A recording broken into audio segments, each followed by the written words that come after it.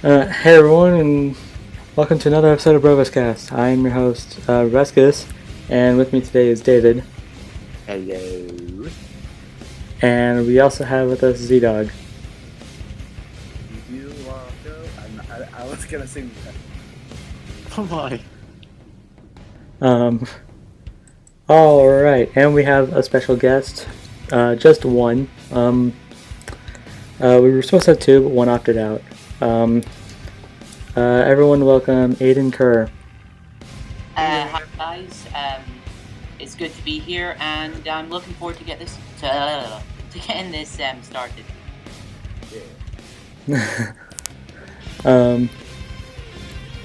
Yeah. We were supposed to have a sort of big special episode, and it was gonna be out, it was gonna be cool, but then my computer decided, hey, screw you, and crash. And Kind that, of appropriate considering who we were talking about. yeah, I was almost done too. There was like 2 minutes left of it that I had to work on, and then my computer just decided to just completely give up and restart, and it like basically wiped out all my files. So yeah, fun time. So much for a special episode. It wasn't even that big anyway. We had two other people on. But not only do we have all that to worry about, but we also have to talk about all of that stuff we talked about before. So fun times for us, right? So this is going to be a longer one then. A little bit. Oh boy. So let's just machine gun them out. First, let's start off with the most recent death battle that came out since our last recording, and that would be Jotaro versus Kenshiro. Yeah. It's pretty good. You said new death battle, right? Yes, but we were talking about the one that came out after our recording. Oh, my bad. My bad. Whoops. I was like, wait, what? There was a new one after the other one? I'm lost. Help! Okay, so Jotaro versus Kenshiro.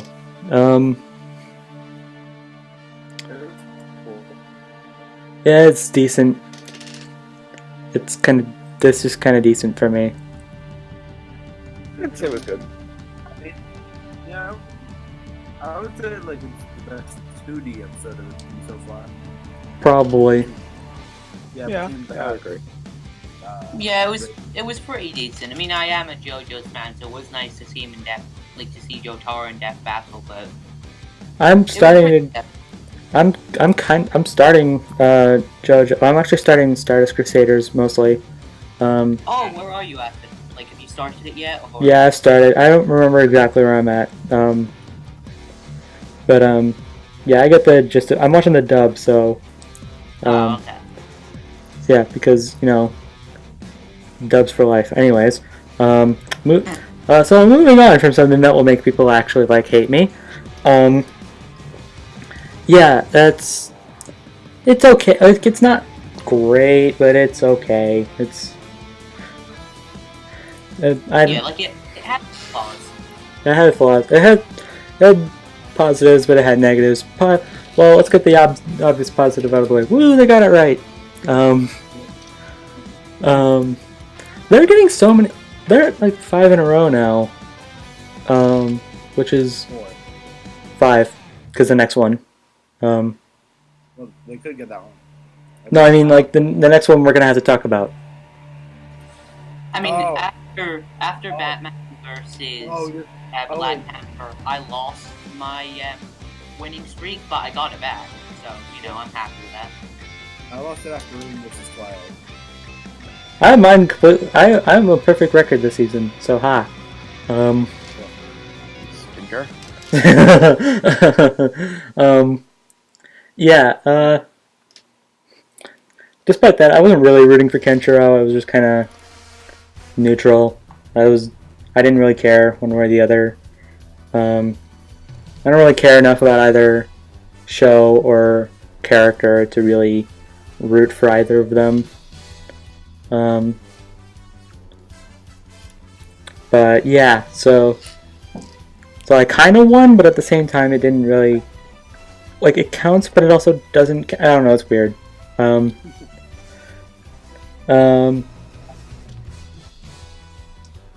Yeah, I don't know, like, it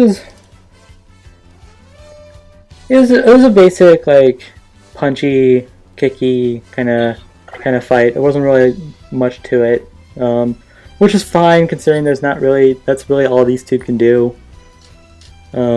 Yeah. Joro did make the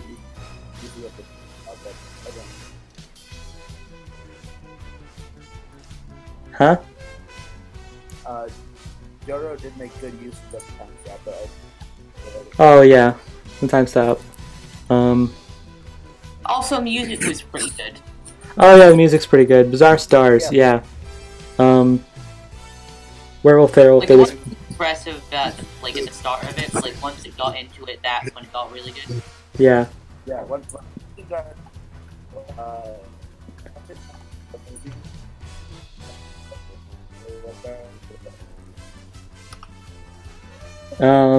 Yeah, Werewolf Feral did the track for this one, which is kind of a shame. I think Brandon would have been perfect for this one, but whatever. That's whatever. It's fine. Werewolf Feral's good too. Yeah, they've been getting better. I think they're getting better with like each and every track. Oh, I still prefer Battle at the Zoo, but that's just me. Battle at the Zoo and One Winged Devil are still my favorites from them. Yeah, One Winged Devil was really good. So my personal favorite was Shonen Showdown. I'm pretty sure that was the name of it was Naruto versus Ego. Yeah, that was Brandon. I was going mostly for what Werewolf Feral has done. Oh, okay, like out of those ones. Yeah. Yeah. As for like everything, so basically, yeah, they got it right, and music's good. Animation wise, it's okay. It's like I said, it's basic like punchy, kicky kind of fight. It's not even kicks. It was just all punch. It was punch, time stop, throw lasers. The end.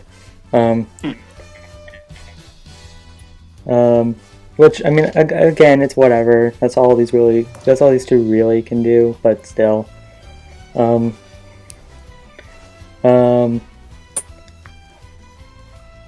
Yeah, what keeps me away from it is okay, Zach is a phenomenal animator. I'm not even gonna sugarcoat it, but can we please leave the close-ups to Jets? Mm-hmm. I'm just saying, like, these close-ups, like, I said this before, but whenever I rewatch this fight, and I have a couple times, whenever I rewatch this fight, I always like the episode more, but hate the close-ups more. Yeah, same with me, to be honest. Like, I really get, like, you probably didn't use paint, but, like, it just looks so much like it was drawn in paint. Yeah. I mean, they're not on the level of, like, Mob vs. Tatsumaki. Okay, Mob vs. Tatsumaki is a whole new level of bad. We don't talk about that one. Oh, wait. I'm just saying, it's not as bad. Yeah, it's not as bad. But, I know it's not different, but still. But, yeah. When you had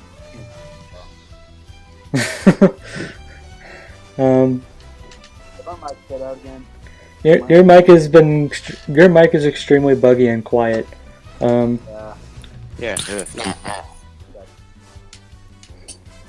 Like I have you up at, hang on, I have you up at full volume. What the heck is going? Whatever. Well, I think that I'm actually back on my phone, but I'm actually. Ah. Yeah. That's probably why. Oh well. Whatever. But yeah, there's not a ton to say. It's a fine fight. It's the best 2D fight of the season, but that's saying what exactly?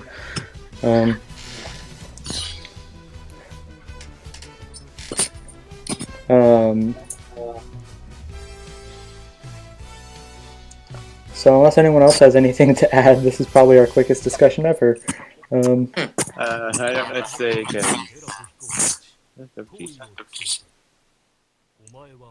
None? I don't think so. I do have one more thing. The analysis was just like Analysis. the research itself. Like the research itself was fine, but the analysis, it kind of felt like more of a The analysis made me want to go. The analysis almost made me fall asleep.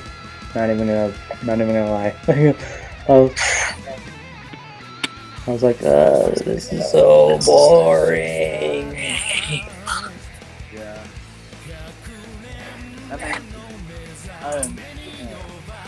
And compared to these like characters like this large, it's kind of shocking how they kind of got like how filler should go. Yeah, especially since JoJo series has been requested for death a lot. Yeah. It's just weird.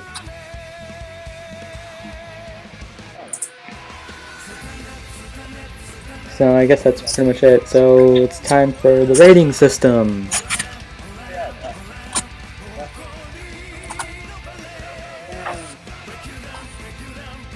7.5. Same.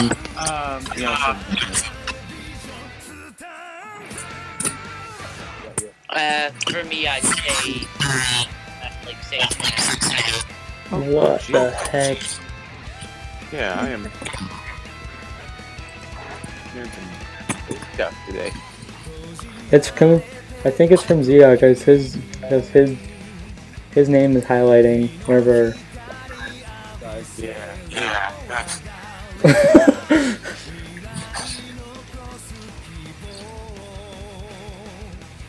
Okay, yeah. So pretty much so what is this, like a solid 7.5 from all four of us? Yeah. I do agree with that. Crud. Jeez.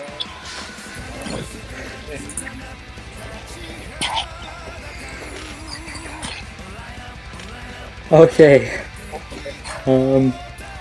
So we're moving on. So hey, you remember how the last recording session was supposed to be the super big one, and then it crashed? Well, that's because this next episode is finally the one we've all been waiting for, the one we've all been wanting forever, and it finally happened, and it was good. And okay, ZDogg's mic is just taking all of the audio that it's getting and just like throwing it back at us. It's.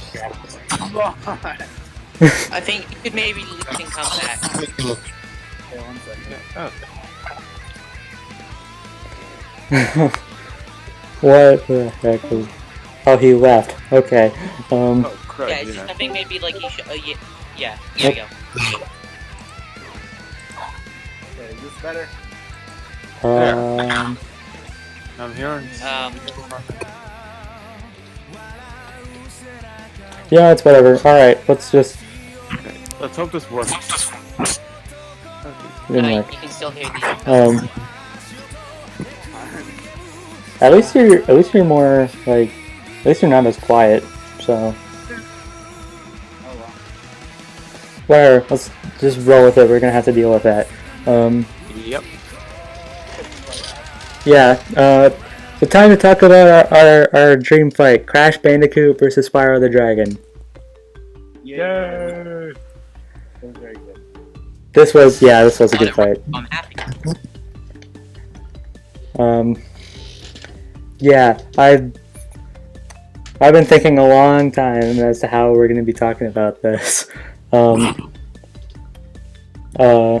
because like, oh my gosh, look at that super amazing fight. Like, but it's like, what can we talk about that isn't super basic? Like, this was good, this was good, this was good, this was not, all that sort of stuff. Okay, how about this? How about did it live up to the that you guys? I think we all know that you guys have been you and Dave. Yeah. Did it live up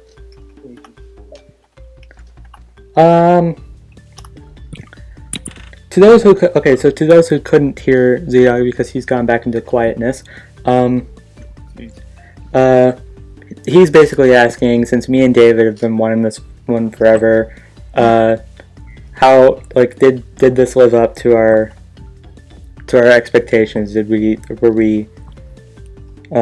was it kind of let down a little bit?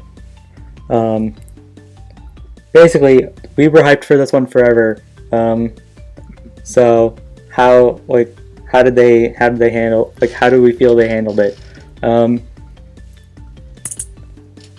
Me personally, I thought it was a very good fight, and I really enjoyed it, and I think it's the best of the season by a mile.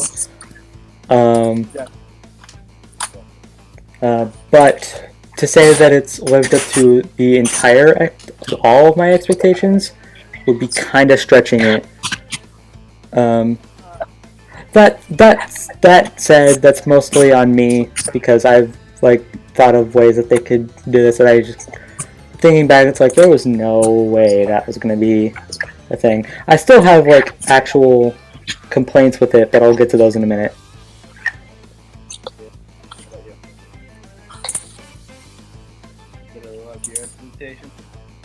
I'm sorry, what? Did Crash vs. Spyro live up to your expectations? To an extent. Hey, I got an email. Jeez. Can hear myself here. Hello.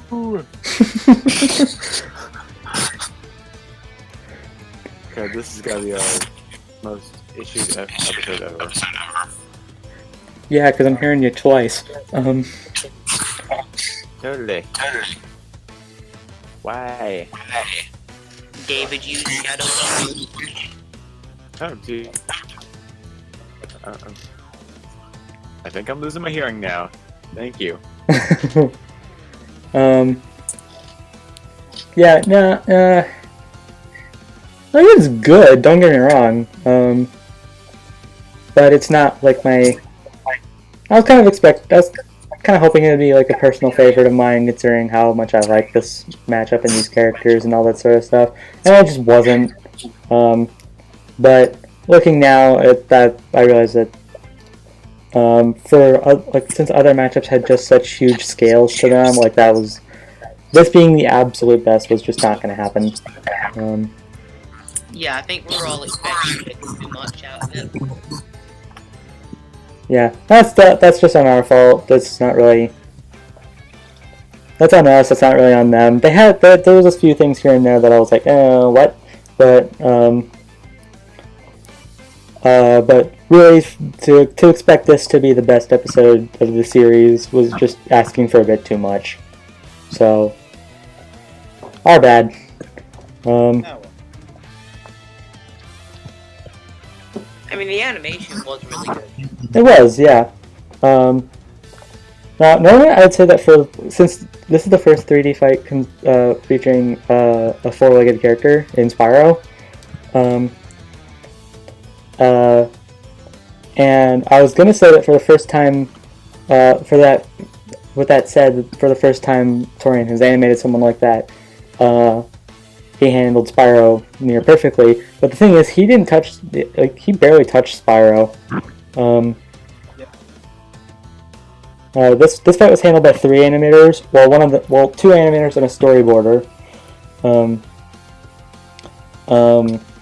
And Torian was the lead, and then Christina did a storyboard, and then Jerome basically tackled everything Torian didn't, which included 99% of the frames where Spyro was in. Because Torian did barely anything with Spyro. If anything at all, I don't know if he did anything with Spyro. Or if that was just all Jerome, or whatever. But yeah, also this was the first time, they also brought in a new writer and researcher for this episode. They brought in their production lead, Sean, to work on this one. And for the first one, he did a good job. Yeah, he did definitely do a good job for his first one. Yeah. And they got it right, just to get that out of the way. Mm-hmm. Yeah, but then again with Legend. Yeah. Right, that is true. Like, it's just as you said, it would be too much total stuff. Yep. It was If- Legends Fire. if it were up to me, I wouldn't have included Legends. But that's really just me. This debate wasn't real. The debate for this one wasn't really so much who's going to win. It was more so like what are they going to do with Spyro, which is going to determine pretty much everything. I was a bit disappointed they never included the Titans. Yeah, there were no Titans. They were said about it. Actually, no, they didn't. I know. I don't know. It was weird. Which kind of actually kind of Because, leads. like, they did include Aqua, and that's, like, a big part of what he can do. Yeah, and also that actually kind of leads into a research flaw I have with it, and I know some people have brought this up too. When during the recap, one of the info boxes that showed up said that Crash couldn't jack Spyro because it only works on creatures that are infused with Mojo. But when you think about it, like the problem I have with it is that if you think about how Mojo works in the Crash Bandicoot series, it's kind of like life energy kind of thing. Right. It's not so much like this rare mineral or some crap. It's like pretty much every character in the Crash Bandicoot series is filled with Mojo, at least a little bit.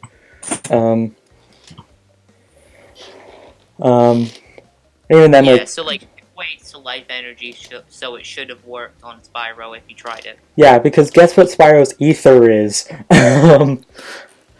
Yeah. It's like the same with Naruto and Ichigo. Like, Chakra Exactly. and Reishi is just, like, spiritual energy. Yeah, it's literally the So- same thing. Yeah. Now, granted, that was not going to help out Crash because the way jacking works. I said this in the reaction video, but I was a bit too quiet. The thing about jacking is that you have to. Sorry. You have to make your opponent vulnerable, or at least you have to like knock them out a little bit. Someone left. That would be ZDogg. Oh, okay. Yeah. Trying to fix his mic again, I'm assuming. I'm guessing Probably. so, or yeah. Well, at the very least, I can hear myself. Yay! Anyways, I love my voice. Oh, so good. yeah. I made that sound very weird. Yes, you did. I know. Anyways, so Okay. the thing is, I'll be back. oh, he's back. Okay. And he left again. Okay, this is it. Now he's back. What the heck? What is going on? I don't. Okay, first of all, my mom called me. Then I don't know. Okay, gotcha. Okay. So, anyways, like every time Crash jacks a mutant, he has to beat it. He's always beating it down. In order to do so, to make them kind of make him stunned a little bit, so he has the opportunity. The problem is he has to be strong enough to actually knock them out in the first place, and considering how powerful Legend Spyro is, that's not happening. Yeah, pretty much. So fun times for Crash. Yeah, that was like. The rest of my issues with like the analysis, with like the analysis side of things, was really just more script. It was really just more scripting things, like believing the fan theory that all versions of Spyro are just the same character reincarnated or some crap. Yeah, like some Legend of Zelda type of thing. Yeah, like it's not a thing at all. So no. Yeah. Like they're different characters. Done deal. It would be a cool thing, but yeah, it would be a cool thing, but it is not a thing. So, like, I could sort of understand like Legend Spyro and Skylanders being somewhat the same. I could see that a little bit, but not classic Spyro. Yeah. And then, like, including Legends at all was just kind of meh. Like, they did it okay in Spyro 1, so they got it right. Which I'm happy about. But I just don't think like, if it were up to me, I wouldn't have done it, but that's just me. And that's not me saying, oh, I wanted Crash to win. Right. It's just, I just don't... And the whole... If I was to do it, I agree with you, I would just stick to the classics to make it a fairer fight. Yeah, and the whole reason, like, the reason why they picked Legend Spyro isn't exactly wrong, it's just a bad reason. It's like, we're giving him Legends because he can do everything the other Spyros can and more. I'm like, yeah, that's true, but that doesn't make it a good reason, especially considering how much... Also, they composite characters without explaining it before, so why did they need to go into a specific reason why they're compositing Spyro?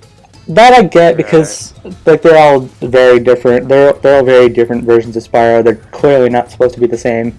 You could make the same argument for like every comic book character they've used in Death Battle. Well, sure, but still. They made it clear that, like, they're gonna, like, whenever they do like Marvel characters or something, they're gonna use like Earth 616 timeline and not the Ultimate timeline, because screw the Ultimate timeline and what it does to their characters. But regardless, anyways, so yeah, I would have just stuck to what they always say they do and just like find the primary source, and that being the most famous one, the more iconic one, the one that has the most amount of like material, not so much the most amount of abilities or feats, but more the most amount of material, like video games and stuff and such. And usually like their first appearances, which is basically classic Spyro in a nutshell. So I would have done with that, because that's been more with what aligns more with what they usually do. But they're very inconsistent with how they composite characters, and at this point, I just think that expecting them to gain some consistency is probably shouldn't happen. Yeah. But whatever. So now we have to deal with inconsistencies. Hooray. But yeah, no. Anyways. Yeah, the rest is just kind of whatever. Like, they heavily downplayed Crash's speed. Like saying that he's like the best speed feat they gave him was being faster than a polar bear. Even though he's dodged, even though he's like, he's fought people who use lightning, like he's like Air Crunch fights with lightning, and I don't know if it's real lightning, but still, whatever. And evading around asteroids and stuff, yeah, like it's like there's clear feats that are better than 25 miles per hour, which is what they gave him. Also, hey guys, guess what? Crash has autism, apparently. That. I don't really understand why. I thought they were talking about Coco there when they. No, they were talking. They were talking about Crash. They were saying where does Crash get all this equipment from? He's not making it himself. He's just because he's really dumb. It's like, yeah, he's not making them. Coco is. But Crash isn't really dumb, which is actually true. I totally expected them to go with the Crash is dumb argument. Even though he's not. He's just insane. Yeah, it's like Goku in a way, because like Goku's smart in like fighting and combat, while he's not like generally smart. That's not exactly what I mean, but I know, but you get what I mean. Like he's smart in specific areas. It's like he's not smart, but he's. Yeah, but I was not expecting autism. Like it pretty much came out of nowhere. Yeah, I will admit that is something that came out of nowhere. He's not dumb. He's not like, and he's not an autist or he doesn't have autism. He's just mentally insane. Like, he's not a moron because, like, he's clearly as day not a moron because he's able to pilot fighter jets and stuff and mech suits. But autism, really? And also, like, why talk about that at all? Why not just go with Crash isn't dumb? The end. Moving on. Like, even if it was right, which it's not, but whatever. Even if it was, that sounds like more something that should be covered in, like, Death Battle or something. Yeah. I But that suppose. sounds like more of like a game theory topic than something. Yeah, I agree. I had seen that comparison before. I'm like, oh my gosh, it's true. It's the same thing with the whole.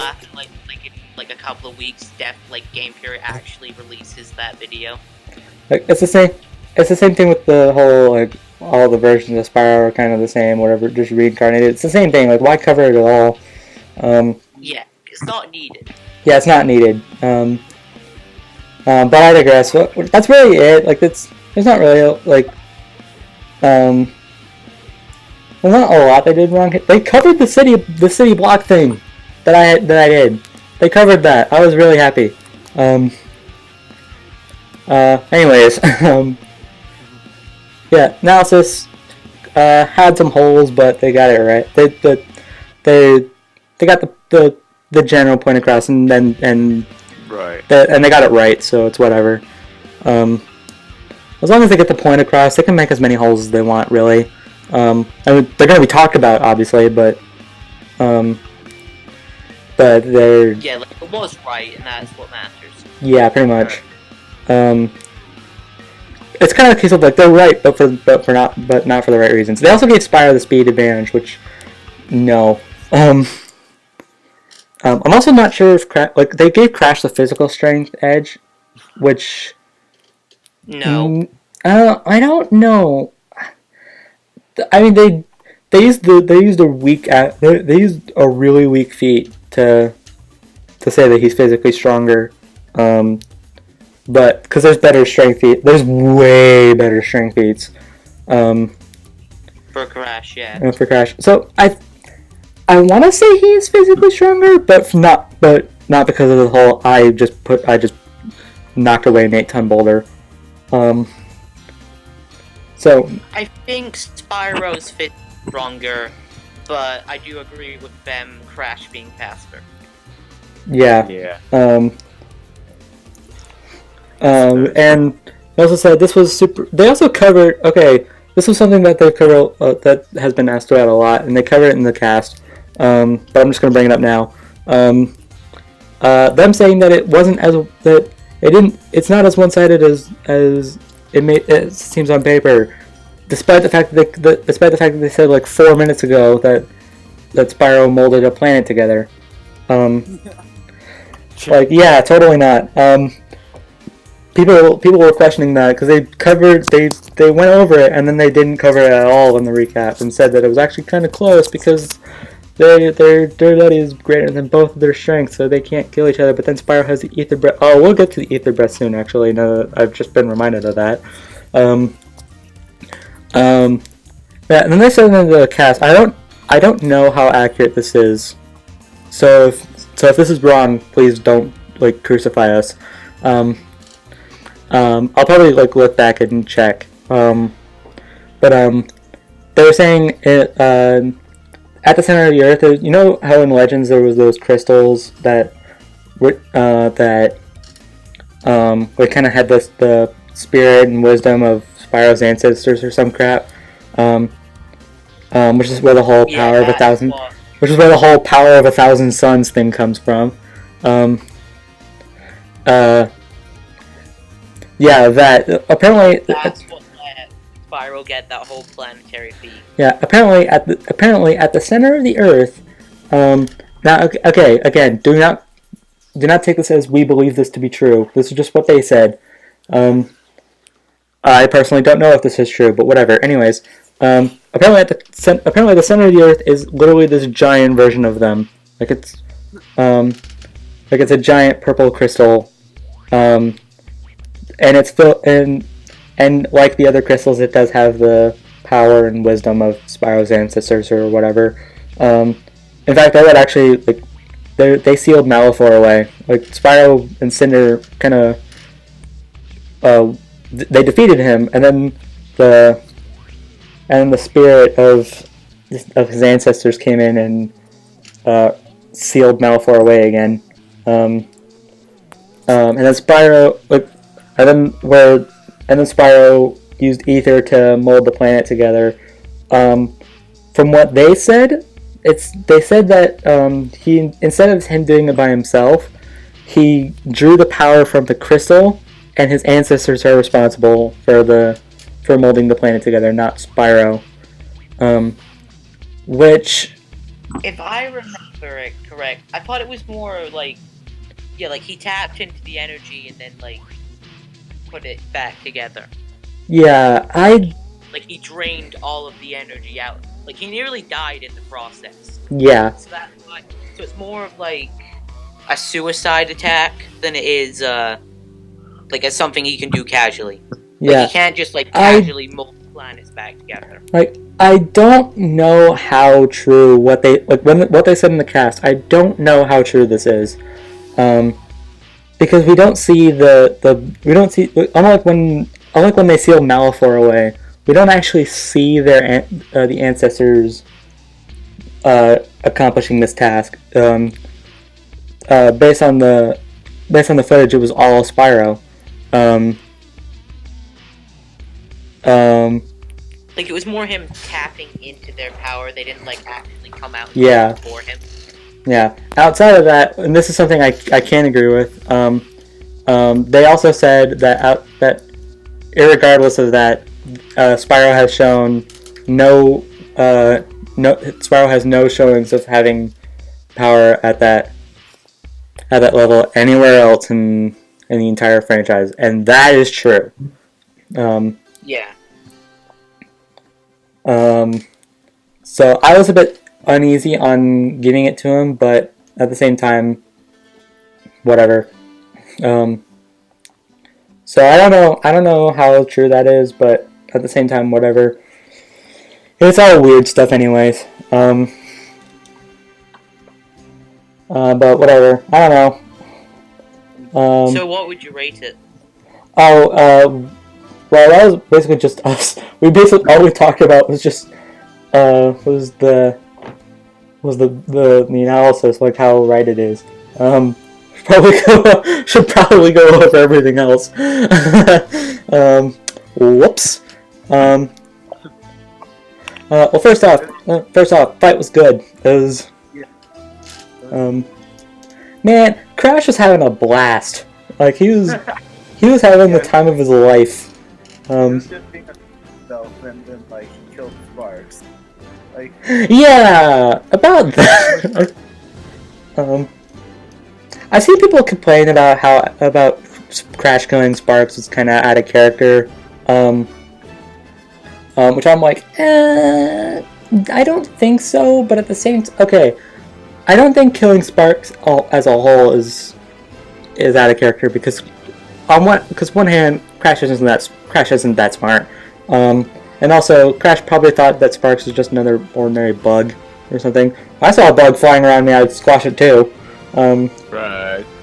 I think what kind of like irked me a little bit was that grin that he had in his face.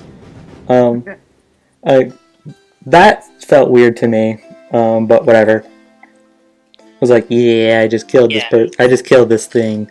Meanwhile, Spyro's just. It felt a bit out of character for Spyro because, like, when he immediately died, yeah, he was upset, and then, like, immediately after, he was just like normal Spyro.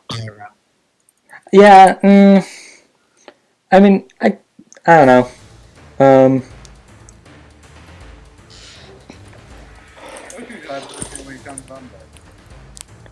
Huh? You were his friend. Yeah. Spyro's on a revenge quest the entire fight. Meanwhile, Crash is just like, yeah, let's do it. Actually, I remember Tony said commentary that he just like during the entire fight, he just wanted to make Crash look like the biggest jerk possible. Yeah, I don't get that. Like, I watched that. I was like, why? Like, I get like him having him. Well, yeah, but still, but that just brings it more into the why thing. But anyways, yeah, okay, I get Crash having the time of his life. Like that was like totally like Crash is gonna like whenever Crash is in fights, he's always like super excited. He's always having like he always treats it as like the best thing ever. It's like a video game to him. It's like I'm gonna beat this thing. Let's do it. But making him a jerk, what? I don't know. Whatever. Also, Jess Harnell voice clips for Crash. 10 out of 10. I love the voice clips they did for Crash. Also, man, those models like Crash's was a little off because it was like a low quality. Like they were both PS2. Well, Spyro's was Game Boy, not Game Boy, GameCube. From a GameCube game, I think. Meanwhile, Crash's was from a PlayStation 2. But then why does Spyro look so smooth and clean and moves really well? Meanwhile, Crash, while he does move and look clean and fluid, he doesn't look that. He looks kind of blocky to me. Like remember in Lara Croft vs. Nathan Drake, how whenever Lara would like hold her arms up or whatever, her shoulder would like fold in on itself. It looked really weird. It reminded me of that. It was weird. But they were also, but man, both models were also very like there was emotion behind them, which is something that Torian like never does, like, almost never does.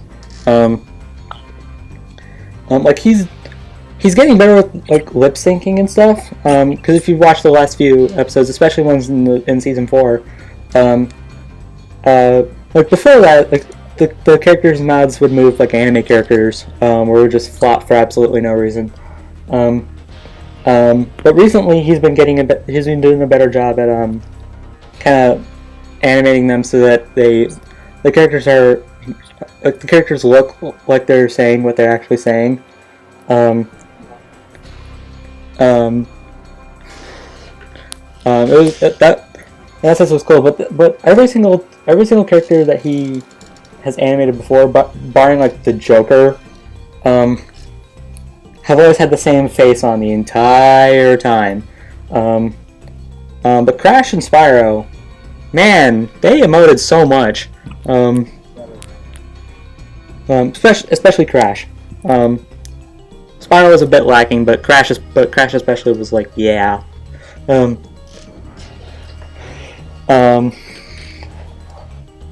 Also, Edward Bosco, good voice actor for Spyro. Spyro. It is a good Spyro. Yeah. I remember when I watched the preview on the cast, because they do previews now. I remember being a bit indifferent on Bosco at first. It kind of sounded like he was mixing all three voices for Spyro, like from all three versions of Spyro, into one. Aside from personality, it was more in the voice kind of thing. It looked like it sounded like he was mixing the classic games, the Legends games, and Skylanders into one, like all their voices into one, and voicing that. For me, it sounded a lot more like a mix between Legends and Skylanders.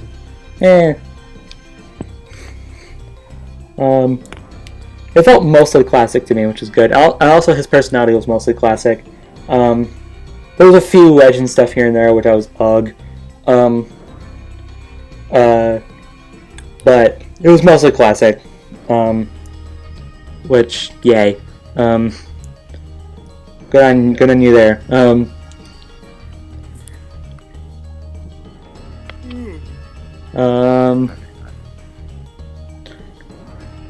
yeah, and the use of their ability. Crash used barely any of his equipment. They used the mech. They used the copter pack. That's pretty much. Yep. I'm kind of sad he didn't use the Super Bazooka, but then again. No, he did. No, he didn't. Oh no, he did. Oh no, I was thinking the Max. Sorry. Yeah, I'm showing the mech. Yeah, But- like the cannon he has on his mech and his Wampa Bazooka are two completely different things. Yeah, I don't know why I thought they were the same. Oh. But in terms of like physical abilities and stuff, he used almost all of them. I think okay, with the exception of maybe the body slam, but then again he used it, but not against Spyro. But the rest of it was all against Spyro. Used that. Huh? Used the spin attack at the beginning. Well, he was gonna use the spin attack. By the way, they animated the spin attack great. The hit effects were a bit off, but man, they handled the spin attack great. I guess my only other in terms of like the flow of the fight, like how the fight was going, I guess my only criticism with it is that it wasn't really much fighting, if that makes sense. It was like the part where he ran away from the camera, which was a bit homage to the classic Crash game. Yeah. I mean, that's the thing. That's what I mean though. Like most of the entire fight was less so of like a fight and more of a homage to what to the games.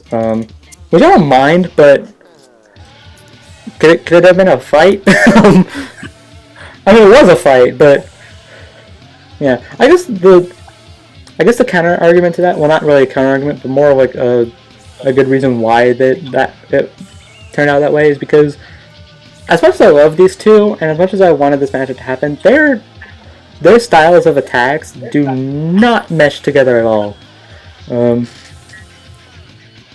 Like they just don't. You can't really blend the two together. Unlike Jotaro Kenshiro and the next fight we're going to be talking about. What in the world? Sorry, what am I hearing today? What the heck was that? Who just played My Hero Academia music?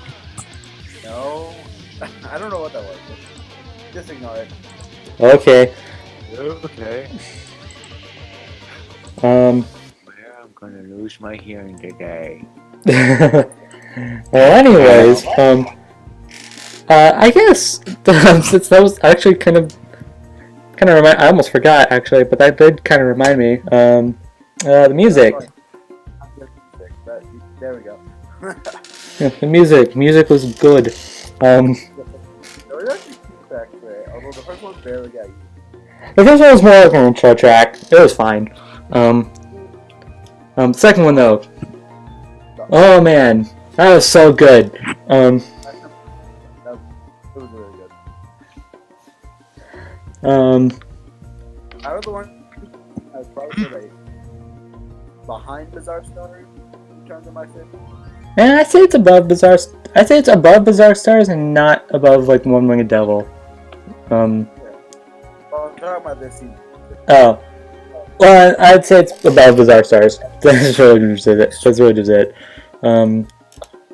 I'd say it's above Bizarre Stars, but not above Black Panther versus Batman. What was that one called? Battle of the Zoo.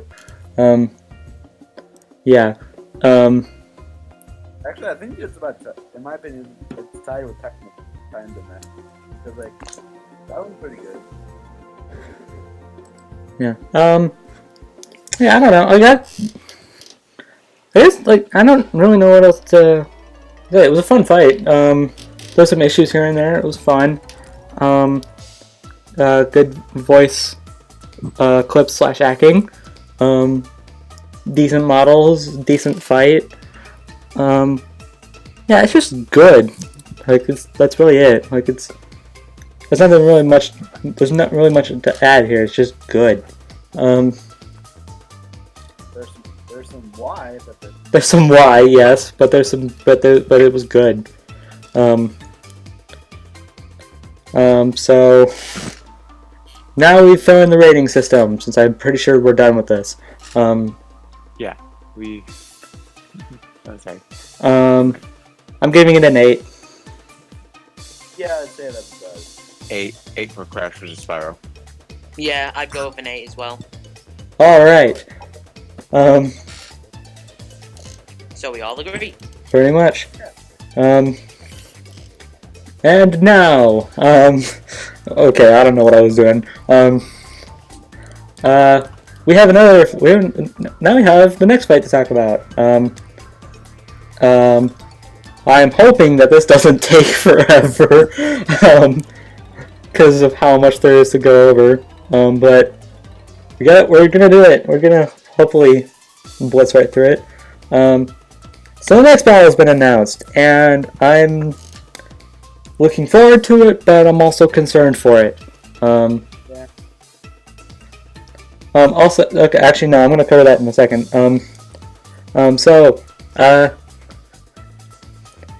So what is it? Well, it's Sora from Kingdom Hearts versus Pit from Kid Icarus. Yeah. Woo! I feel so bad because I think I've confessed this one time. I think during our first impressions on Crash vs. Spyro, but I sadly never played a Kingdom Hearts game. I want to so bad. I haven't played a game. That is literally my experience with this fight stretches to Smash Brothers. So Yeah. yeah. For me, it's quite an exciting fight, as I'm a huge Kid Icarus fan.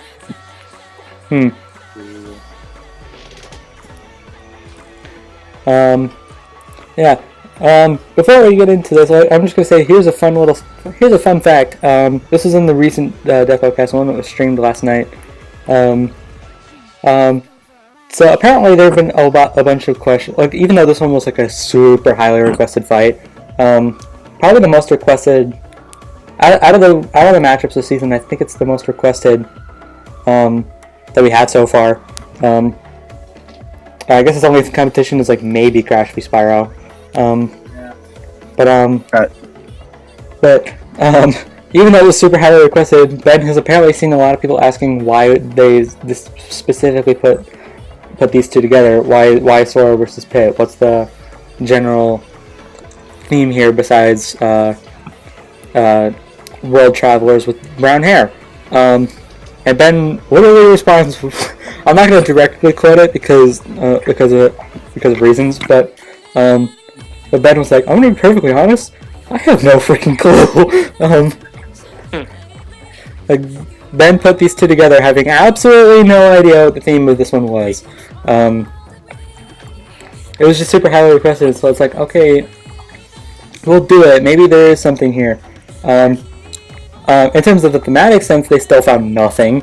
But they also kind of got the idea that their abilities and like fighting skills kind of you can mesh them together. So it's kind of like an opposite Crash vs. Spyro, ironically enough. Like, they've both taken on gods as well. They've both got like iconic swords. So I guess. I'm not saying I agree with them. I'm not saying I'm agreeing with them. I'm just saying from a thematic versus entertaining sense, it's kind of the opposite of Crash vs. Spyro. Whereas Crash vs. Spyro was super thematic, but their abilities and fighting styles don't mesh at all. Right. Meanwhile, Sora vs. Pit is like the exact opposite of that. To that anyway. For me, I personally don't really know because I don't play these games.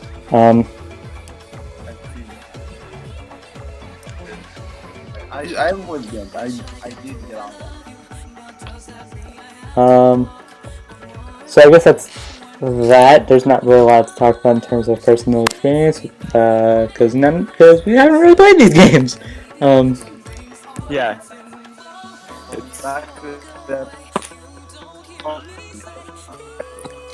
So I guess it's time for the three main questions here. Who do we want to win, who should win, and who's going to win? Okay.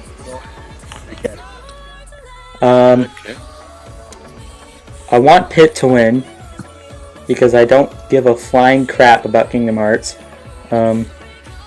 Yes. If I offended anyone, I'm sorry. Okay, in all honesty, it's not that I don't. If I ever get the opportunity to get into Kingdom Hearts, I will.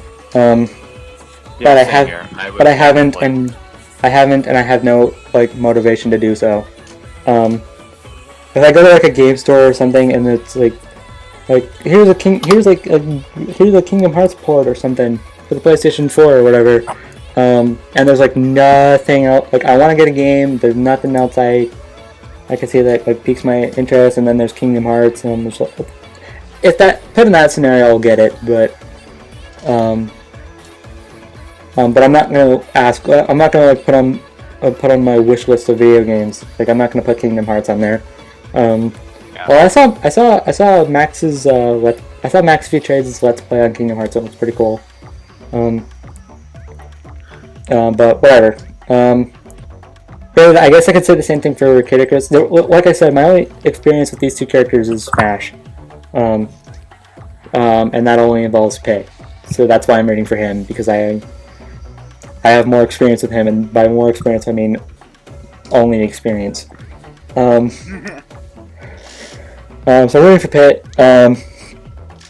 Personally, I don't really care who wins, but I'm just going with the guy I have most experience with, because I've been neutral for too long. So yeah, so I'm rooting for Pit. As for who should win, Sora. I'm not even gonna sugarcoat it, just Sora. It's a bit too open. Too open. Yeah, it's kind of I personally feel like it's kind of obvious, but in the comment section of the trailer I put out, a lot of people are supporting Pit. Yeah, although to be fair, that dude can fly. Yeah, well, so can Sora. So. Oh, Sora can fly? When? Yeah, he can fly. Thing that's, I know a lot of people argue outside help. So. Oh yeah, Sora's flight is all him, which is funny. Pit's flight is Palutena. I think they're gonna give him Palutena. Yeah, it makes sense, because they counted Bruce Wayne for Terry, yeah. Archon for Snake, so it's only right. Yeah, I think Palutena and friends are gonna be involved for Pit. I think Sora might get summons. I'm not too sure on that. He's not gonna get Donald and Goofy or something. They're not coming in, because they're outside characters with their own. But they are their own combatants. Right. They're not a part of Sora. They don't really add any extra abilities for Sora. Palutena does though. And even if they don't give him Palutena, they might just give him the powers anyway. Yeah. Just because. I mean, they should at the very least give him Power Flight. That's the only thing I'm expecting Palutena to do, and maybe give one or two bits of advice. Yeah. She's not just gonna show up and just fight Sora with Pit. Yeah. And she's not gonna be giving out much advice because she has no idea who Sora even is. So yeah, that's not happening. But well, she does have some sort of fourth wall awareness. Yeah. And she does know about other Nintendo series, so maybe you could argue she could find out about Sora a little bit, but yeah, nothing that would nothing big, and it wouldn't really do him any good anyway. Yeah, and they also might not do that because they'll give them fourth wall awareness stuff But they're not gonna say like, oh, now he knows about Sora, because that pretty much breaks their own rules. Yeah.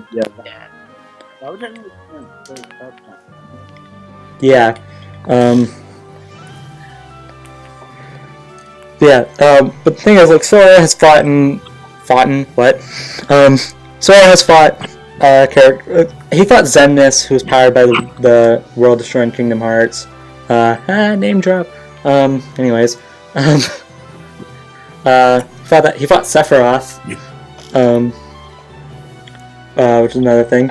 I know people argue, like, but it's a weaker version of Sephiroth. I'm like, there's no, like, okay. I kind of want to go over that a little bit, like Disney and Final Fantasy characters being weaker than their actual counterparts. I say maybe to that. I really don't know. I think they're gonna do like a similar thing, Kratos and the Battletoads and Squid vs. Shovel Knight, where like. Well, talk about it, but then not go over it. Yeah, I could see that. All memeing aside, yeah, I don't know.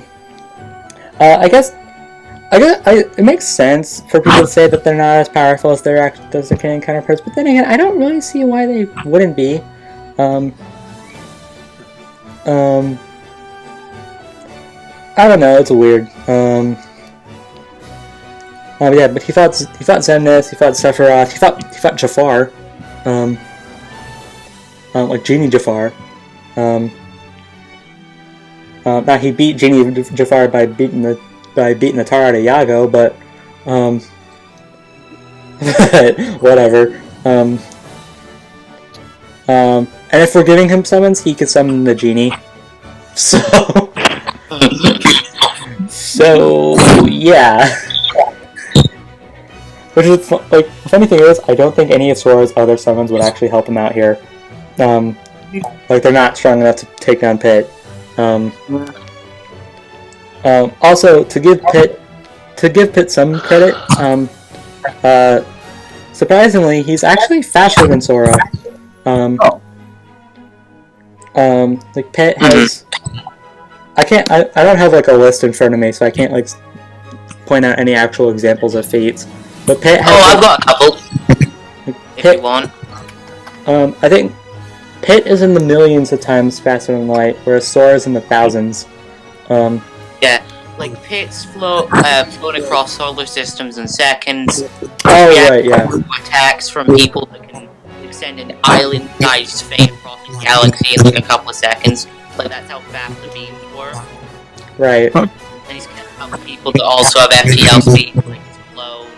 He's also keeping up with Palutena when she was like trying to control to fight him. So. Yeah. So it's definitely helpful that Pit's faster. There's one itsy bitsy, ever so crucial itsy witsy detail though. Sora has ways to close this gap. Like he's slower, but he has ways to. But he has like spells or something that can slow Pit down. Like he has the time. He has time slowing and stopping spells. He has gravity altering spells. So he's definitely going to be slowing Pit down. And outside of that, like Pit is not strong enough to kill Sora. No way. Like Sora has feats that blow most of Kid Icarus out the window. Now I do want to go over one. I have a friend at school who watches the show, and he's a huge Kid Icarus fan. He brought up that he thinks that Pit should win because because Dark Pit, who Pit scales to, I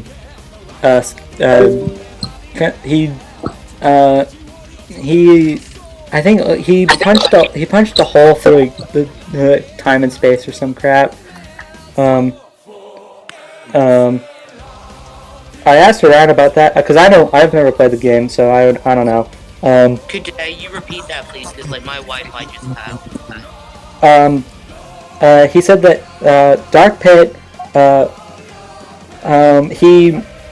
he like punched a hole through like the space-time continuum or some crap. I didn't believe it myself because that sounds a bit too outlandish. but like a couple days ago or whatever, I asked around, asking how legit that is, and and I even got video proof. I'll probably put it on screen. I don't know.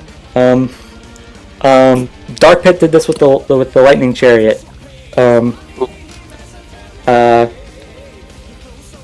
Which is basically like this like light speed vehicle or some crap.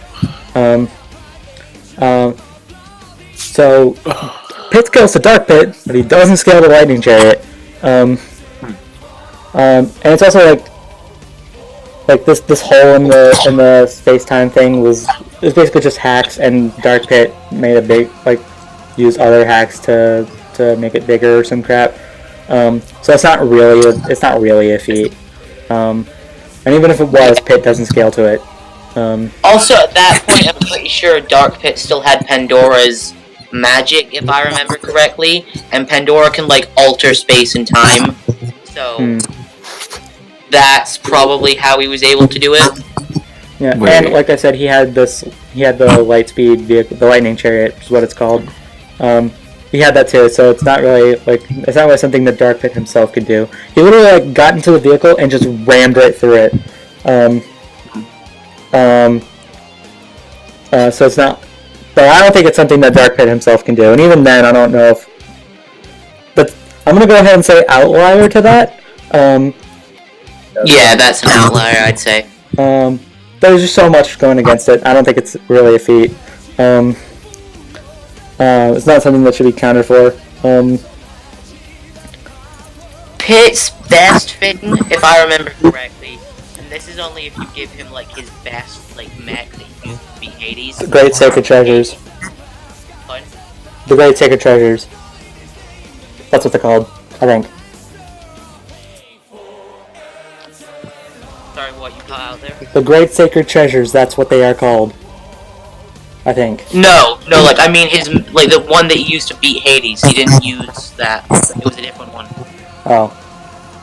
But anyway, that one let him take hits and match Hades in power, who was stated to, he was gonna, kill Pit, and then he was gonna destroy the entire planet. So if you want to, give Pit the absolute maximum benefit of the doubt, he's planetary, at best, with, tons of wang. That's okay. That doesn't sound... Yeah. I'm not saying that I would call him planetary, but, if you really wanted to give him, the maximum benefit of the doubt, that's where he's at. Okay. I've also heard, on his own, he's, island, because he destroyed an island. And with, the 3 sacred or great sacred treasures or something, he has a country-level feat. Which is hilarious and cute, because Sora has, star to solar system level stuff, as is, all of Kingdom Hearts. It's hilarious. It's hilarious and stupid and ridiculous and okay. So, basically, all that's working in Pit's favor here is speed, and even then Sora has ways around it, so Pit's screwed. Okay, who's going to win? I have no idea. They're not gonna have Sora they're not gonna give Sora his best stuff. Just throwing that out there, they're not gonna have Sora at his best. The most blatant thing that Sora has is cutting up buildings. And then Pit... Building level Sora. Oh my god. Building level Sora. That's at the very... I think at the very least he's going to be building level, but that's... I don't think they're going to scale him to Zen... I don't think they're going to scale him to Zenmus. I don't think they're going to scale him to Sephiroth.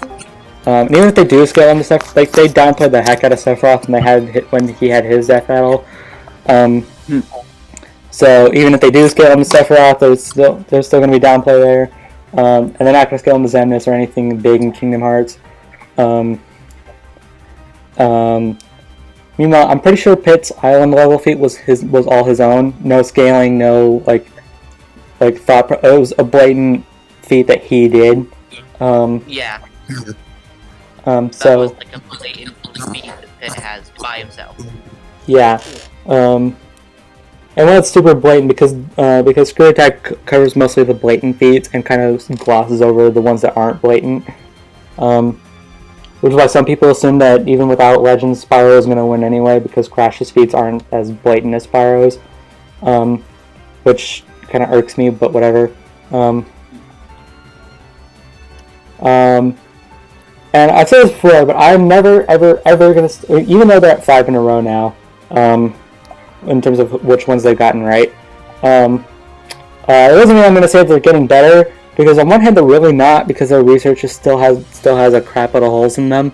And on the other hand, every single time someone says they're getting better, they immediately prove that wrong. So I could say right now that they're getting better, and then Pitt's gonna win. And then I'm just like, well, I honestly don't think, but it's good. What? Okay. I said I really don't see Pitt winning this one, but it's Death Valley. Yeah, pretty much that.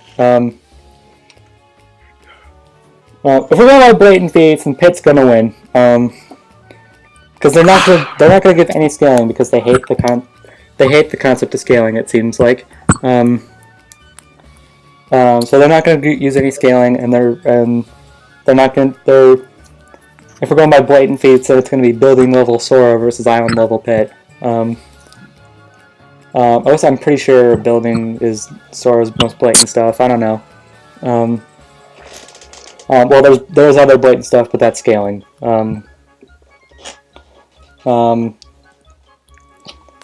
So it all just depends.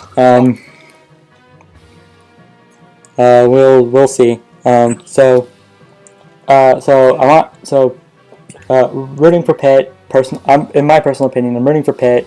Sora should win, and I'm gonna have absolutely no idea who's going to win.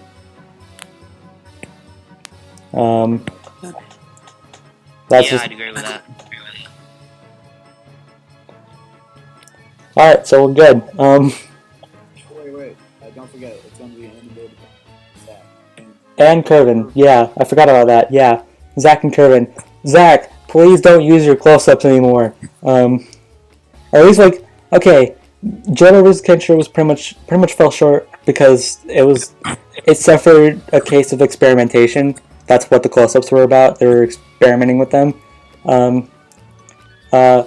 This fight cannot be the experimentation fight. Zach and Kervin need to do their basic stuff. They need to do give it their all, but make it just a plain and simple animation, but make the fight something huge. Don't have it be super slow like Batman Beyond, Spider-Man 2099, blah blah blah blah blah. Don't make it super slow. Don't add Microsoft Paint close-ups. Honestly,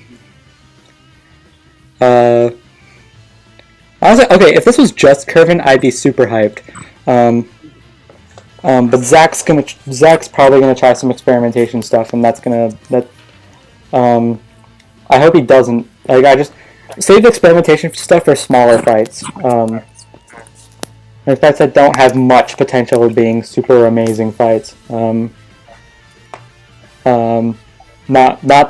fights like this. This one needs to be good. But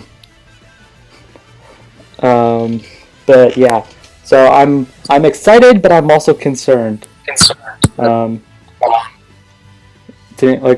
how the fight's gonna flow. Also, they need to use a lot of stuff. I said this before, but whenever they use barely any of their abilities or equipment, it usually falls short because it kind of leads to nothing happened. Black Panther vs. Batman, it accomplished that by using a lot of their gadget. Batman didn't use his grapple hook unlike every single other fight he was in. But he used his batarangs. He used He used his batarangs. He used his martial arts stuff. He used he used quite a bit of his equipment. At Black Panther, while he didn't have his King of the Dead powers, he had his claws, he had his suit, which is broken as crap, and he had his senses and everything. Like, they used a lot of his stuff. Joe vs. Kenshiro kind of fell short with that, but because there isn't a lot these two can do. Crash vs. Spyro was kind of in the middle with that, because he used a lot of physical stuff, but not a lot of equipment stuff. Even like Raven vs. Twilight was all like Raven did like 3 kicks, and they threw spells at each other, and they used telekinesis at each other most of the fight. This is actually, that's funny, because Sora vs. Pit is literally like, I remember when we recorded the other podcast, when we were talking about Raven vs. Twilight and how that's gonna go and stuff. Like, that was before that one came out. I remember I said it depends on like how good it is, depends on what they do with it, because they have a lot of like abilities they have. They can't just limit it to telekinesis and like 1 or 2 spells.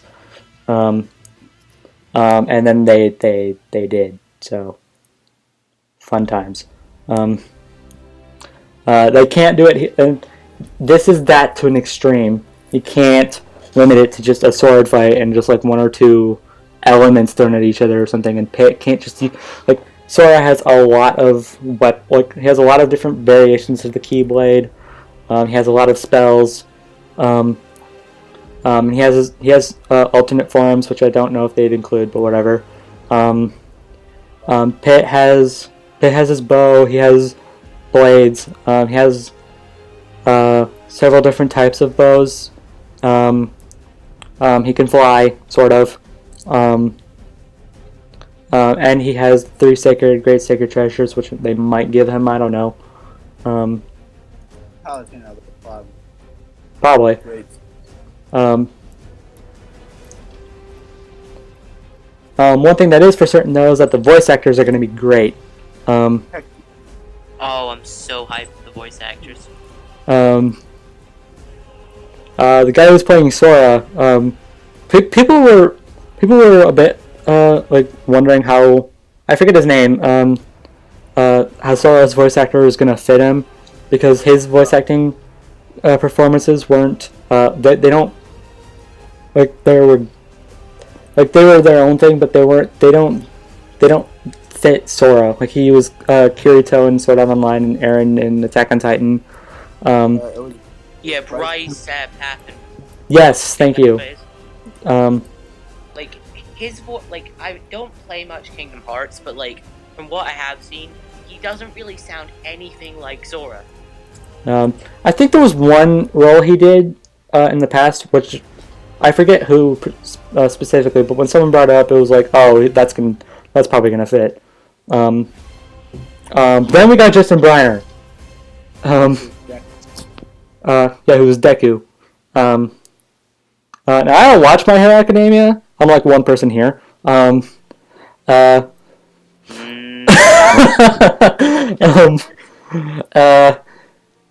what I've heard, Deku's voice fits Pit perfectly. Oh, it does. It so does. What I've heard, definitely. I'm honestly really excited for this, because I've wanted a My Hero Academia character in Death Battle for a long time, and this is probably the closest I'm gonna get. That's for a while. Yeah, at least for a while. But I just think this is a really good decision on Death Battle's part. Yeah, there were some Kid Icarus fans that called it on the spot. Like, they watched My Hero Academia, they listened to Briner's performance for Deku, and they were like, "Oh my gosh, that sounds exactly like Pit."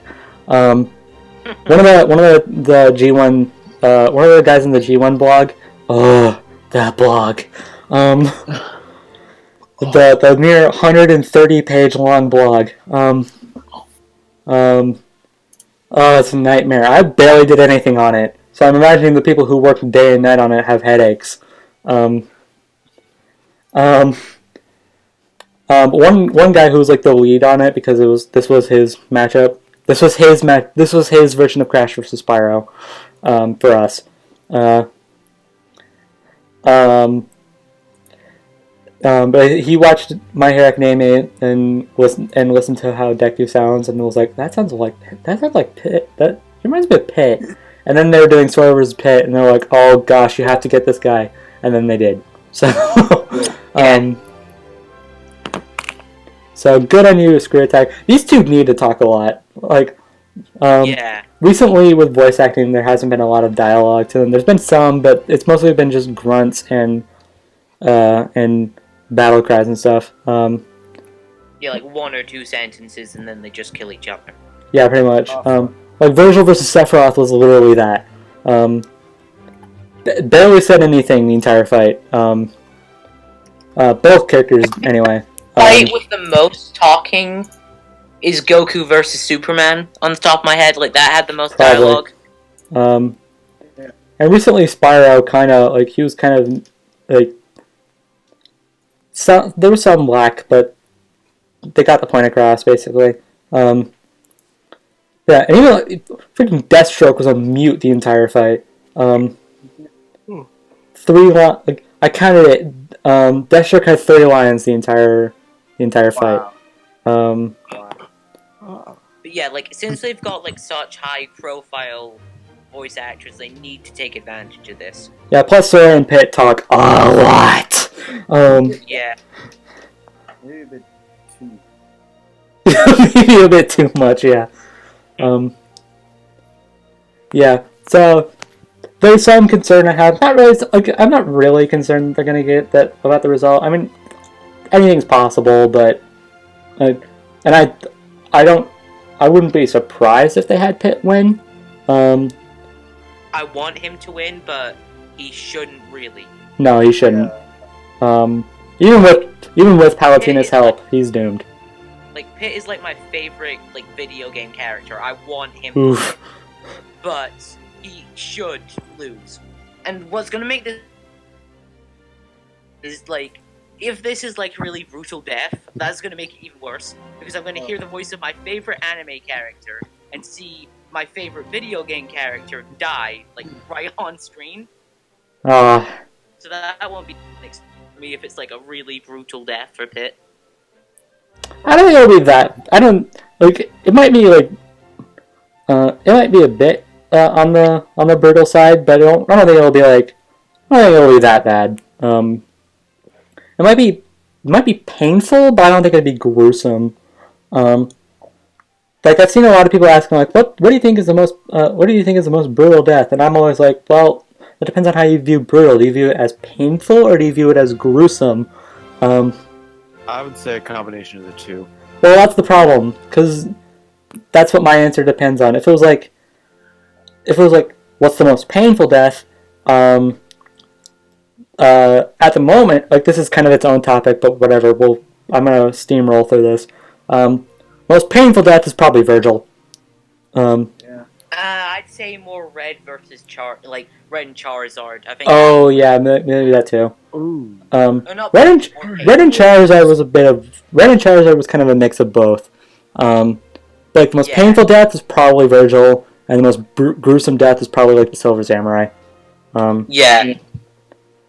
I think it used to be Hulk from Doomsday vs. Hulk, but then like after they did Silver Samurai versus the Shredder, that one was much more like gruesome. Yeah, and then Virgil got burnt up by a supernova. So that was fun for me. So the Devil May Cry side of the Virgil fan in me was super happy to see that. Totally. Anyways, so yeah, I guess that's pretty much that. So we can move on. Yep. Let's steamroll through these because there's not a lot to talk about here. Right. DBX time. Yeah, let's start. Let's get this out of the way. Hulk vs. Juggernaut. It was meh. Which Death Battle? This is DBX. This is DBX now, David. Oh, DBX. I mean, I'm sorry. Which DBX were we talking about? This is Hulk vs. Juggernaut. Hulk vs. Juggernaut.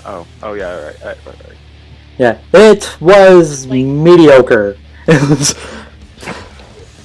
Yeah, it felt so. really slow, and like none of the like punching really didn't really feel like it had any sort of impact, if you know what I mean. yeah. Right. Plus, it's like, holy crap! Like, shut the crap! Like, they kept saying the same voice clips over and over again. Like, they kind of spammed the crap out of voice clips. I'm like, shut up! They couldn't go 2 seconds without having some voice clip there, whether it be a scream or a grunt or someone making or actual dialogue or something or a battle cry. I don't know. They couldn't go 2 seconds without it. Also, It felt very fillerish. If you know yeah, what I mean. like Yeah, it was I sure. see what you're getting at. It was decently animated, and that's really all I can give it. It was short and boring and not very like. These two are so powerful. I was expecting a lot of destruction, and what did we get? We got a few. We got a cliff breaking down, and we got a couple trees. Okay. Yeah, and it felt very boring and cluttered with voice clips, and it was just kind of. It was overall just kind of meh. It's not the worst we're gonna have to talk about today, but we'll get to that in a second. Yeah. So Rating. yeah, let's go with that. 6.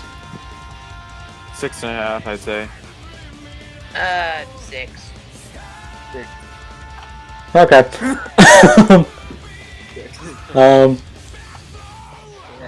So so kind of a letdown, honestly, but we get made up for that.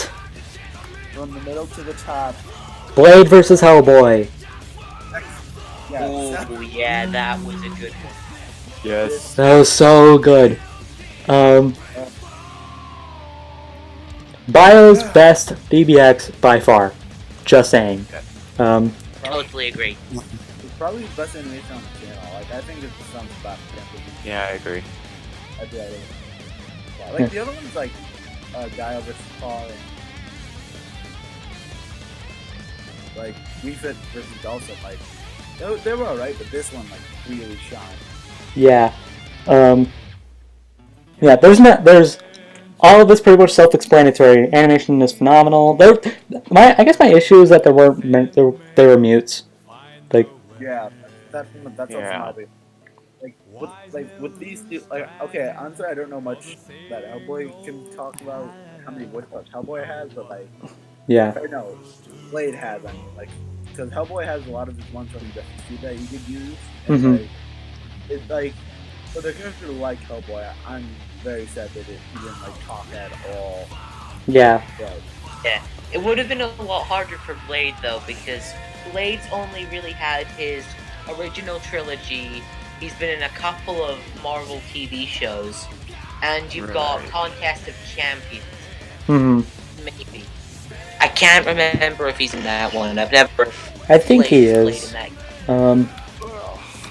Anyways, I saw someone say that, like, if they were to do Blade versus Hellboy as like a death battle or something, just take this, add some voice clips or get voice actors, replace the music with their traditional original soundtracks because they always do them, and then this would pretty much be set.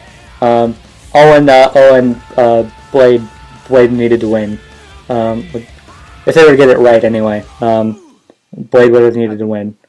Yeah, I was sad to see him lose that. Same, I was kind of rooting for him, but I was doing that. yeah. So basically, add voice acting, replace the music with original soundtrack, and change the result, and then you pretty much got yourself a death battle. Yeah, like it was a very high quality episode. Yeah, I'd say it was good. Rating time or no? I guess. Yeah, that's pretty much all. Probably 8 for me. 7.5, I'd say. I'd give it an 8. All right.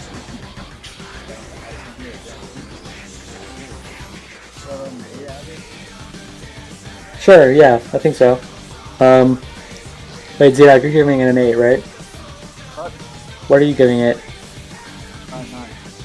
9. 9? Oh. Okay. So, really good. Best of the season. Yeah. And now we're going down. Like just instant plummeting. Instant plummeting. Like I love it. Hulk vs. Juggernaut to Blade vs. Hellboy was an instant skyrocket, and now we're going all the way back down, and worse. Yeah, this is the roller coaster ride of DBX here. Yep. Yeah. We're gonna get through this in an instant because it's bad. Luffy versus Mr. Fantastic. Oh dear God, I just finished that. Cars are like my Kerbals. Sorry. It's a blah fight. Like Yeah. It's I can't care less. actually consider it I disagree. I still think the Pokemon abuse episode was the worst, but Yeah, the I Pokemon actually abuse. like There you that. go. but no, this one was pretty bad. Yeah, like this one was. Well, Yeah, like I'm gonna back up. What happened?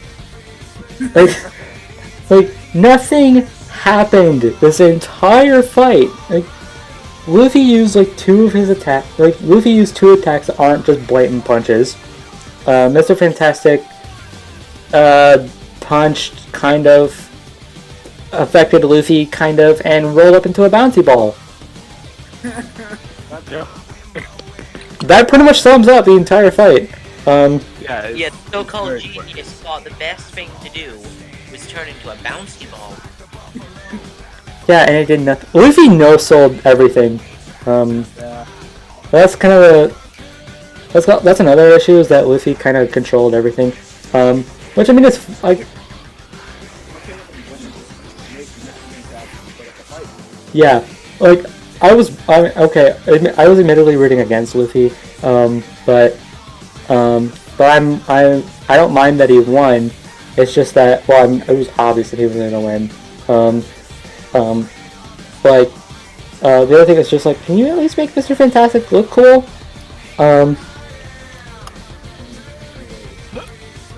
Like, the sprites for him were okay, but like, Sure. not like DBX quality. No. Like, I don't get how you can like watch Blade, then look at the animation for this and say, you know what, this is very appropriate to put right after it. Yeah. This was, I don't know. Like, it wasn't even that, like, it was, like, the animation itself was okay. And even then I'd probably say that's a stretch. Like, it's not the worst thing ever. Like, the animation anyway, it's not the worst, but it's also not good. It's slow. It's slow. The frame rate is abysmal. And it was just. Also, Also, it was really bland. Like, yeah. I'm pretty sure it was just something from the One Piece soundtrack. Oh yeah, the music. Yeah, it was really. Like, the whole fight was really boring. Like, the sound quality was really bad. The using Chris Redfield voice clips for Mr. Fantastic was off.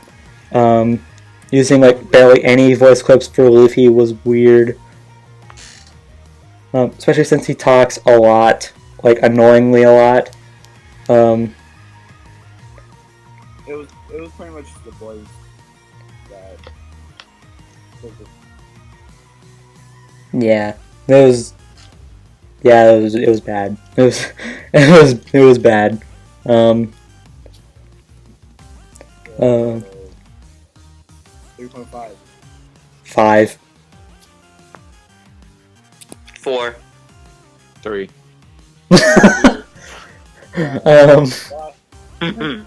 Yeah. Three. So there you go. It's This is bad. We want to forget it exists.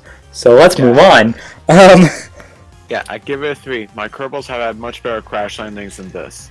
And they all died. Oh man. And here, I made something up while I was actually playing freaking KSP. Where did I put it? There we go. Here, use this in the video somewhere after I just blurted that out. The poor Kerbal almost died. Oh!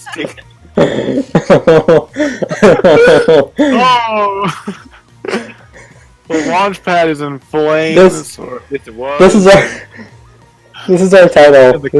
And now the Kerbal has freaking PTSD. Yeah, this is our title. The Kerbals have better crash landings than this. Yep, there we go. There's our title. There we go. There we go. Okay. Okay. So after that train wreck, please let the next TBX be something at least decent. Okay. So Aiden, you're a guest of honor. Oh yeah, that's right. Maybe we'll steamroll through these. I don't know. So I'm not going to repeat myself after every single freaking time I've talked about this. Every single time we've had a new guest on here. So hey, Aiden, what's your favorite death battle? Favorite death battle? I'd probably say Naruto versus Ichigo. Like, I'm a big fan of both anime. I thought the research was pretty solid, except for maybe how they scaled their power, and the music was good. I was hyped to see the actual voice actor for Bleach, for Bleach's Ichigo in the actual death battle, and the person they got to do Naruto was a really good job as well. She did a really good job, and the animation was just stunning. So that's easily my favorite death battle. Pretty much covered it. There's not really, yeah. We pretty much covered this in the very infamous episode we did on Won't Forget It Exists. Yeah, you pretty much nailed it.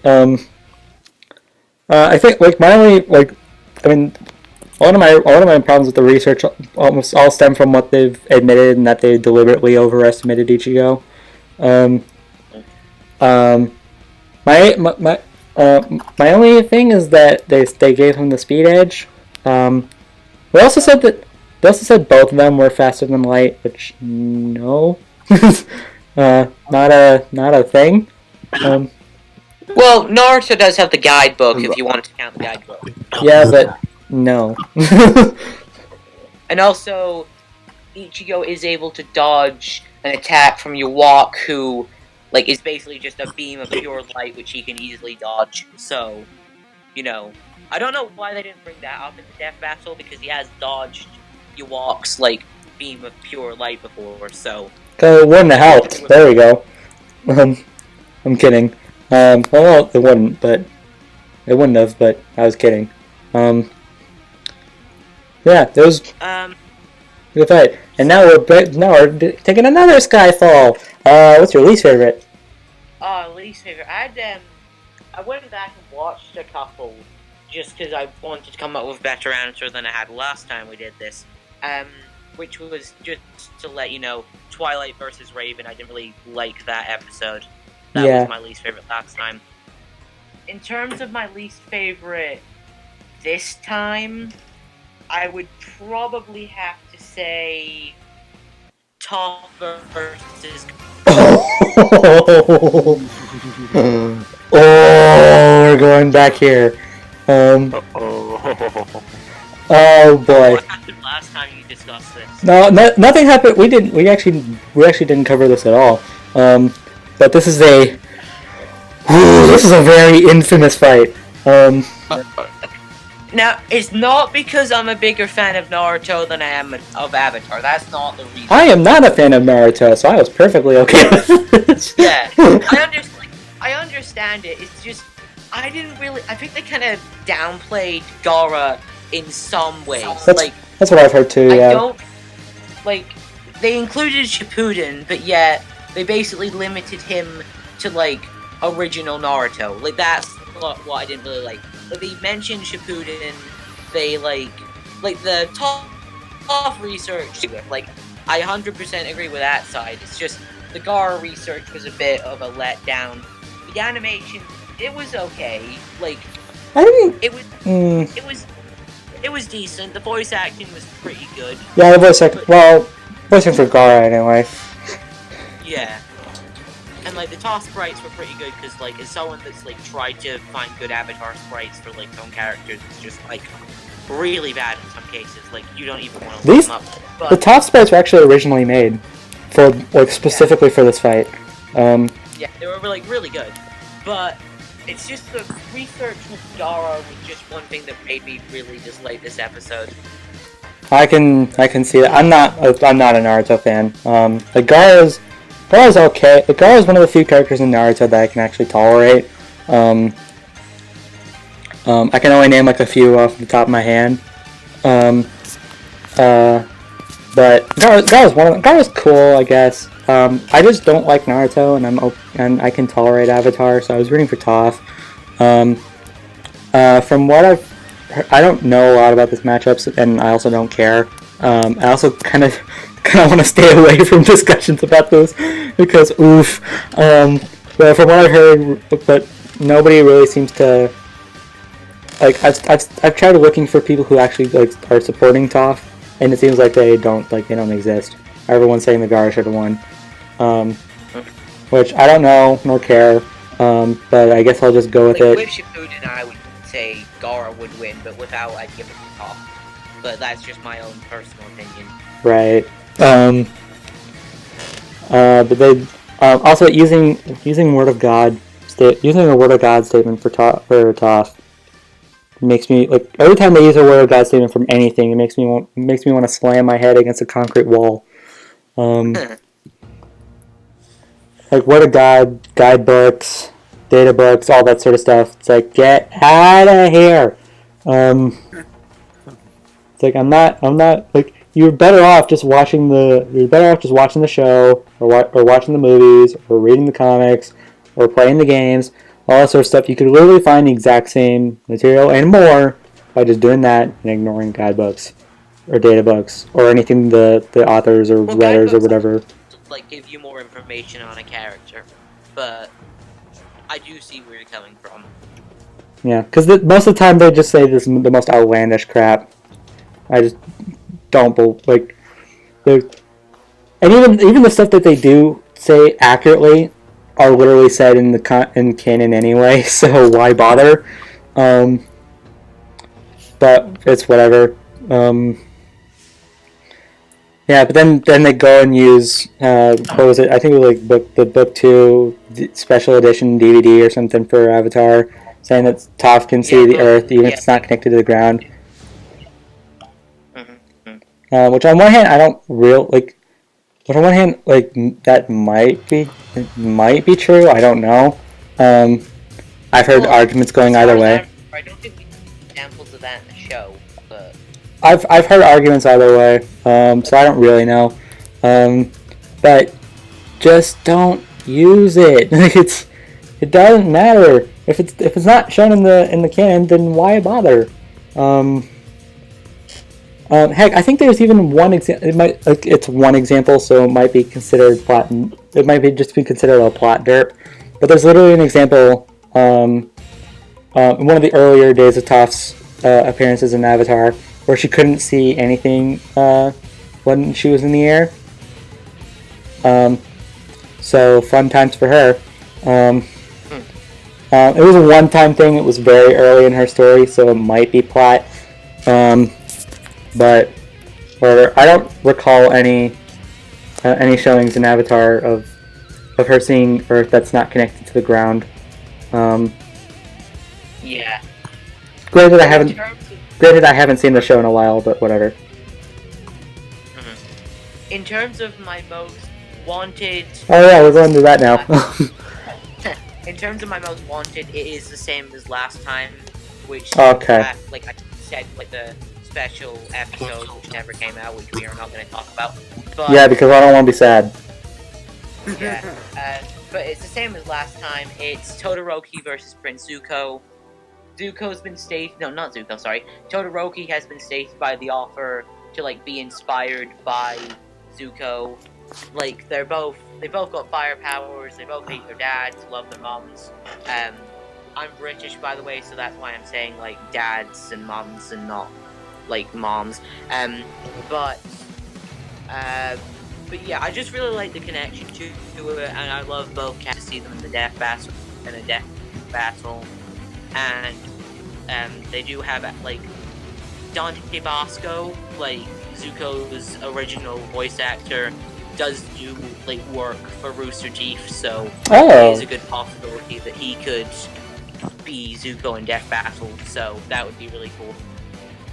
I would personally like to see the site. Like, if like the first sense we just brought it up. We need. I feel like another Naruto that deserves to be Death Battle after probably a good one. And I just feel like this one or something with Aang, I don't know, is the right one. Yeah. I can see that.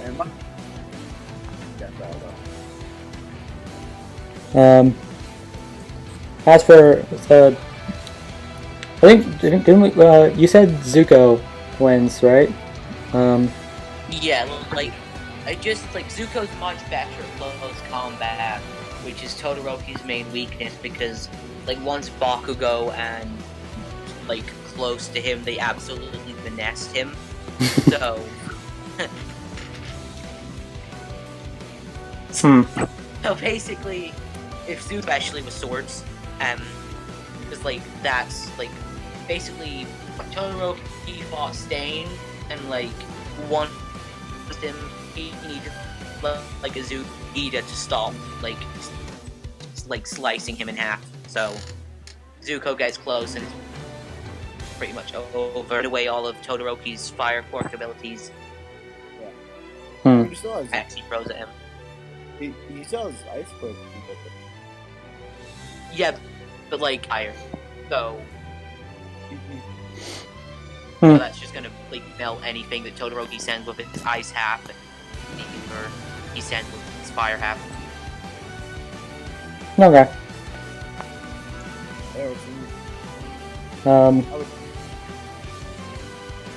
Yeah. I don't really have much to say about this matchup, because I know Zuko. Like I watched Avatar, but I do not watch My Hero Academia at all.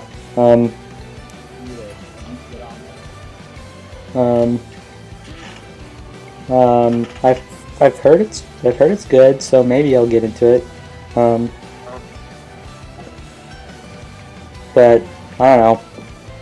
And until then, I'm probably not going to have any say into what happens with My Hero Academia matchups. So I can't really argue with. I've heard more arguments for Todoroki, but I've never really heard why. But at the same time, I don't know, nor do I really care. Yeah. So you should give My Hero Academia a watch. Just imagine, like, the X-Men. Like, that's basically kind of what My Hero Academia is. Okay. Maybe I will. That sounds like a cool idea. Maybe. There's part of me that's been wanting to watch some anime on Netflix for some time now.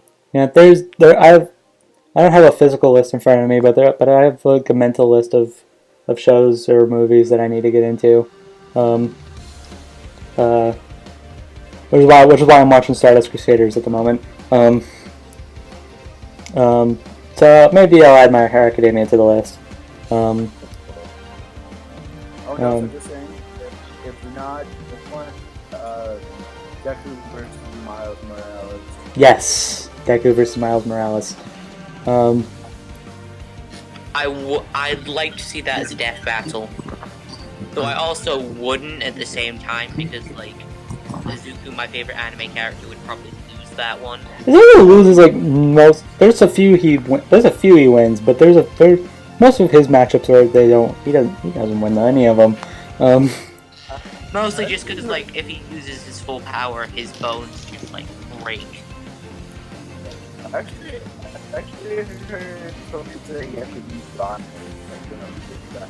I've heard. I don't think so. I haven't really heard, like the opponents I've seen for Deku are, well, there's Gon, obviously, there's Miles. I've heard Rock Lee before. I think Ruby's good. I have Ruby too. If I remember right from what I've seen, he beats Ruby but loses to everyone else. From the arguments I've seen. I don't think Izuku's gonna get like Miles in terms of power. No, I don't think so. Possibly surpass Gon, though. Well, if it's adult Gon, then if he's not, if it's adult Gon, then if Deku's not going to surpass Miles, he's certainly not surpassing Gon. Yeah, like no way he can be adult, but I mean, like base Gon. Yeah. Like I think he could get to like that power. Yeah, and I don't, and to bring a similar point, I don't think Ruby is going to get anywhere near. I don't think Ruby is going to get into Deku's level. I would like her to, but I don't think she's going to. Man, I want more Ruby buffs. Maiden's got a talent feat though. That was cool. But it scales to no one scales to it. Well, like the only people that scale to like maidens are Ozpin, Salem, and other maidens. Yeah, Ozpin in his prime, to be specific. Like Ozpin is prime, Salem, and other maidens. That's all who scale to it. His old body and like his old body, like when it was like in an older state, he was able to go toe to toe with like half maiden Cinder. So true. But like no one else is gonna scale to, unless someone for some reason beats a maiden, which could be like outlier as crap. And David left. Whatever. Yeah, it could be. I don't know. But yeah, so Maiden's got a talent feat. Normal tier scale to City Block Father. City Block Fodder. Nevermore kinetic energy. It's got City Block level in Naruto forms, I think. And that's pretty much where all the normal tiers rest at, unless they have something bigger, which I don't think they do. So, and I don't think they're gonna get anywhere. I would like them to. I want more Ruby buffs, but they're not gonna get any more. I don't think, because I want Ruby to beat Maka. Like that's really it. I don't care about what happens with Deku. I don't know. I don't give a flying crap what happens to Deku. I feel very I'm sorry. I don't watch the show. Okay. Yeah. I don't watch the show, and I freaking. I just came here. I came for like a nice peaceful podcast and just like chill on my favorite anime. I don't. Okay, look. Okay, look. If I ever get. I'm joking with you. I'm yeah. with you. I promise you, I promise you, I'll get into it at some point. Whether or not I will like it will be a different story. I know. Yeah, I don't watch My Hero Academia, and I freaking love Ruby. So. Yeah, I love Ruby too. Don't get me wrong. I would like to see a buff, but I don't think that would. I mean, if they change how the Silver Eyes work, I could see maybe Ruby get into the maiden levels of power. Yeah. If she gets to maiden level of power, then she's gonna surpass Deku, but she's still not gonna be on. She's still not gonna be on Maka's level. Because Maka has Soul Eater has city level feats. I'm not exaggerating. I either want downgrades or Ruby upgrades. Neither of which are gonna happen. So this is only gonna equal fun times for me. I don't think anime exclusive Maka is as strong as she is in the manga. So I think possibly be anime exclusive Maka. But if we're talking about a death battle, the manga would be counted, and yeah, she would probably beat Ruby. Well, she should anyway. Should, but yeah. So anyways, Zuko versus Todoroki. I don't know who wins. I want Zuko. I would prefer to see Zuko win. So I don't know. Yeah. So that's pretty much that. So we're done here because we have nothing else to talk about. Yeah, that's it. So cool. This was not our special episode. What I was about to say that, but that would be lying. Yeah, this was. Oh, what? ZDogg's gone. Oh, is he? Oh. That's weird.